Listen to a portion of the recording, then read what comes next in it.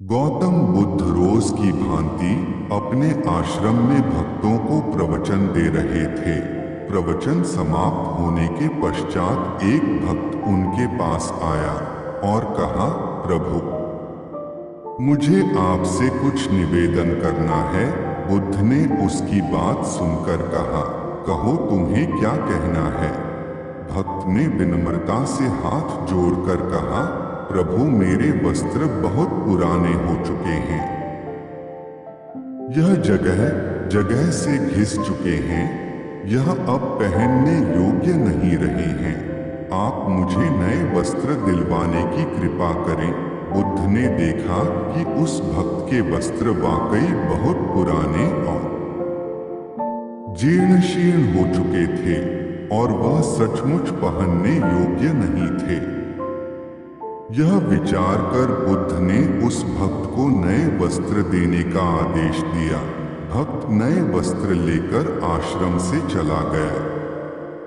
कुछ दिन बीतने के पश्चात बुद्ध ने एक दिन उस भक्त से पूछा कि इन नए वस्त्रों में वह आरामदायक तो महसूस कर रहा है, क्या इसके अलावा उसे किसी अन्य वस्तु की आवश्यकता है? अगर है तो वह उनसे कहे।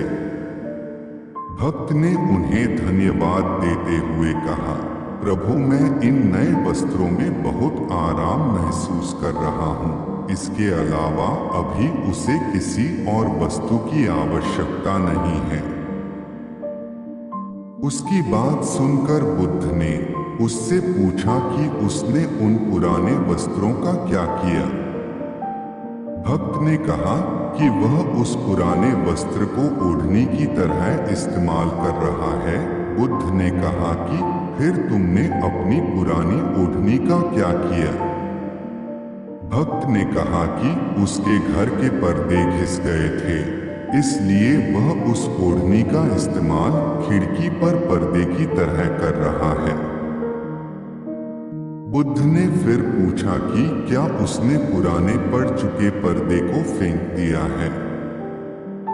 भक्त ने कहा, नहीं प्रभु, मैंने उस पर्दे के टुकड़े कर उससे गर्म पतीलों को आग से उतारने के लिए इस्तेमाल कर रहा हूँ। इस पर बुद्ध ने एक बार फिर कहा कि तब तो तुमने उस पुराने कपड़े के टुकड़े को फेंक दिया होगा। नहीं प्रभु, अब मैं उस टुकड़े से रसोई में पोछा लगाता हूँ।